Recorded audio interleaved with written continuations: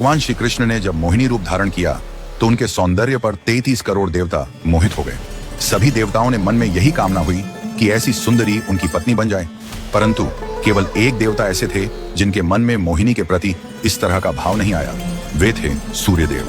सूर्यदेव ने मोहिनी रूप को देखकर मन ही मन कहा, यदि ये मेरी पुत्री बन जाए तो मेरा जीवन धन्य हो जाए। सूर्यदेव की इस भावना को समझकर भगवान श्री कृष्ण ने उनकी ओर कटाक्ष किया और संकेत किया कि उनकी इच्छा पूर्ण होगी। समय बीतने के बाद सूर्यदेव ब्रजभूमि में वृषभानु महाराज के रूप में अवतरित हुए। वृषभानु जी ने तपस्या की और ब्रह्मा जी से प्रार्थना की कि उन्हें ठाकुर जी की पुत्री के रूप में प्राप्ति हो। ब्रह्मा जी ने उनकी प्रार्थना को श्री हरि तक पहुंचाया।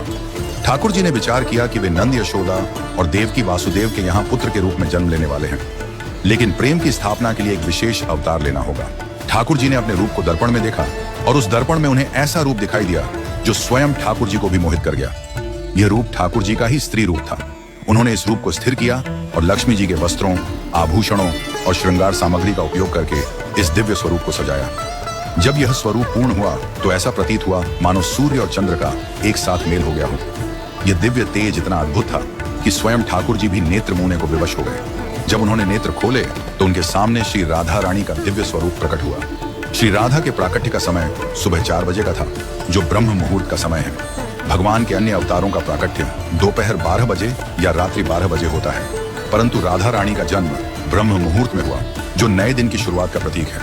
यह इस बात का संकेत था कि प्रेम का प्रकाश संपूर्ण विश्व में फैलने वाला है। राधा रानी के अवतरण पर वृषभानु महाराज और कीर्तिदा माता के घर उत्सव मनाया गया। सभी गोप गोपियां ब्रजवासी आनंद में झूम उठे, लेकिन एक अद्भुत घटना ने सबको चकित कर दिया। राधा रानी अपनी आंखें नहीं खोल रही थीं। वृषभानु महाराज और माता कीर्तिदा इस बात को लेकर चिंतित हो गए। कई साधु संत और विद्वान उनके दर्शन करने आए, लेकिन किसी के भी प्रयास से राधा रानी ने अपनी आंखें नहीं खोली। तभी देवताओं के आग्रह पर नारद मुनि वहां आए। उन्होंने राधा रानी के पास बैठकर उनकी स्तुति की। नारद मुनि ने जैसे ही स्तुति गाई, राधा रानी ने पहली बार अपनी दिव्य नेत्रों से नारद मुनि की ओर देखा। उस समय राधा रानी का स्वरूप ऐसा था मानो मृग नयनी सुंदर बालिका अपने पालने से झांक रही हो। यह दृश्य देखकर नारद जी आनंद से झूम उठे। उन्होंने अपनी वीणा और करताल बजाकर कीर्तन प्रारंभ कर दिया और गाने लगे, जय राधे जय वृंदावन वासिनी। वृषभानु महाराज यह अद्भुत दृश्य देखकर भाव विभोर हो गए। उन्होंने राधा रानी को प्रणाम किया और स्वयं को धन्य माना। उन्होंने अनुभव किया कि उनकी पुत्री कोई साधारण बालिका नहीं, बल्कि साक्षात देवी है। इस प्रकार श्री राधा का अवतरण प्रेम की स्थापना के लिए हुआ।